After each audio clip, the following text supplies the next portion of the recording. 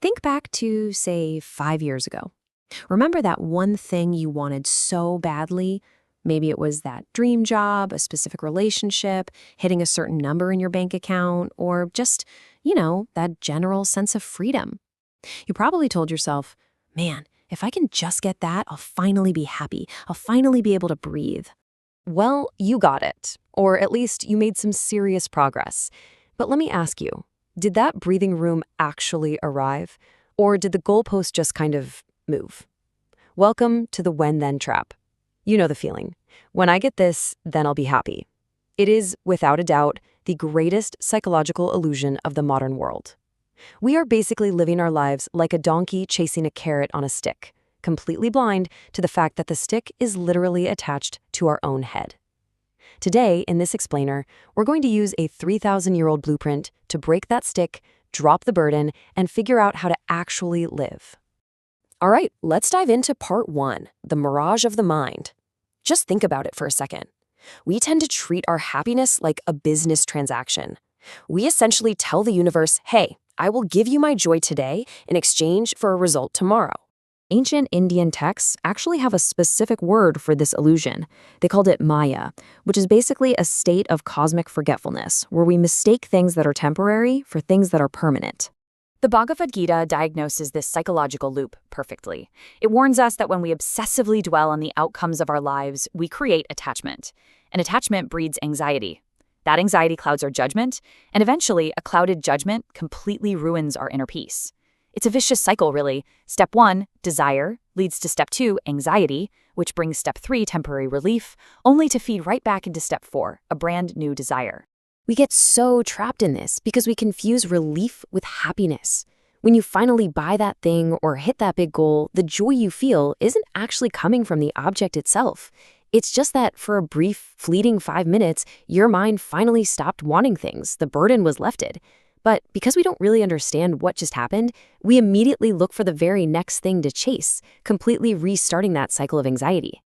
Which brings us to part 2, the story of Narada. To really grasp just how deeply this illusion grips us, there is this incredibly beautiful story in the Puranas about the great sage Narada.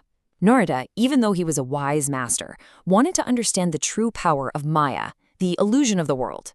So he straight up asked the divine creator, Vishnu, show me what Maya actually is. Vishnu just smiled and said, well, before I explain it, I am very thirsty. Walk down to that nearby village and bring me a cup of water. So Narada agrees and walks over to the village. At minute 1, he knocks on the door of the very first house. The door opens, and standing there is the most beautiful young woman Narada has ever seen.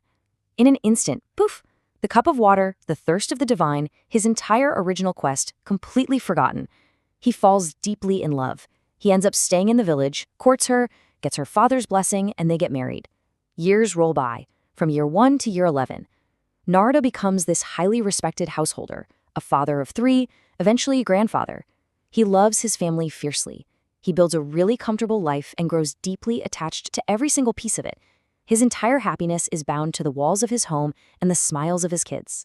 He thinks to himself, this is it. This is my permanent joy. But then, year 12 arrives.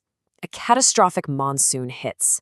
The river breaks its banks, and this violent flood sweeps right through the village. In the pitch-black darkness, Narada tries desperately to hold on to his family, but the torrent is just too strong. One by one, the raging waters tear his children and his beloved wife from his arms. His home is completely washed away. Struggling for his own life, Narada gets swept downstream, beaten against the rocks, and eventually cast ashore, exhausted, broken, and weeping uncontrollably in the mud. He had lost absolutely everything. And as he's crying out in total agony, he hears this calm, super familiar voice right behind him. Narada, where is my water? I have been waiting for half an hour. Narada looks up. There was no flood. There was no village. There were no 12 years. It had only been 30 minutes. He was standing right back exactly where he started, next to the divine. Vishnu looked at him gently and whispered, that is Maya, the ultimate illusion of permanence. Now let's look at part 3, action without attachment. Look, this story isn't meant to make us cynical about life. Not at all. It's meant to open our eyes. Just like Narada, we build entire worlds of expectations, completely convincing ourselves that temporary things, jobs, status, physical youth, even just the current phase of our life will last forever. We hitch our happiness to things that are destined to change, and when the river of time inevitably sweeps them away, we are shattered. So how do we actually drop the burden without stopping our growth? How do we stay ambitious without being totally miserable? The answer lies in something called Nishkama Karma, which means action without attachment to the fruits.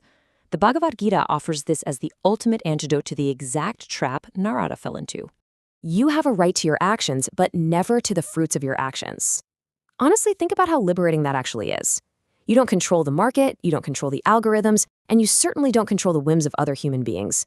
When you tie your self-worth to those unpredictable variables, you are essentially choosing to be a hostage to Maya.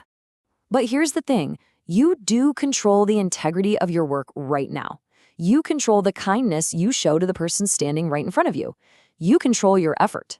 When you shift your mindset from what am I getting out of this over to how well can I do this right now, the whole burden of life just evaporates.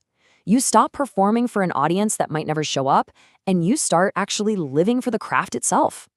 So let's make this actionable. Part 4, the practical blueprint.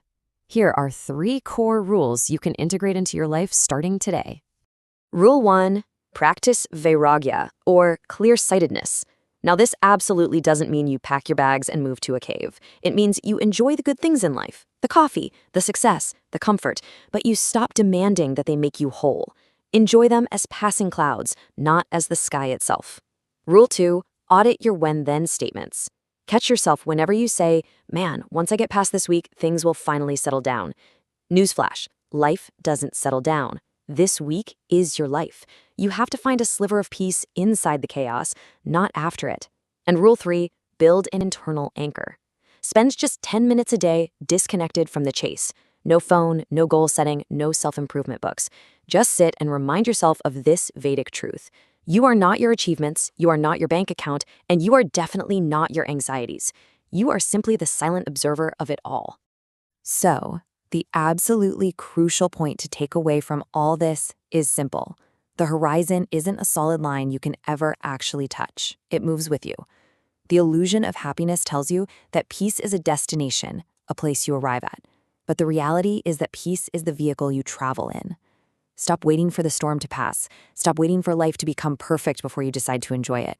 Drop the burden of the next moment, look around, and realize that everything you are desperately searching for is already right here.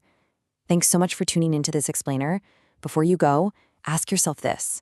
What when-then promise are you making to yourself right now? And what would happen if you just let it go today? Stay grounded.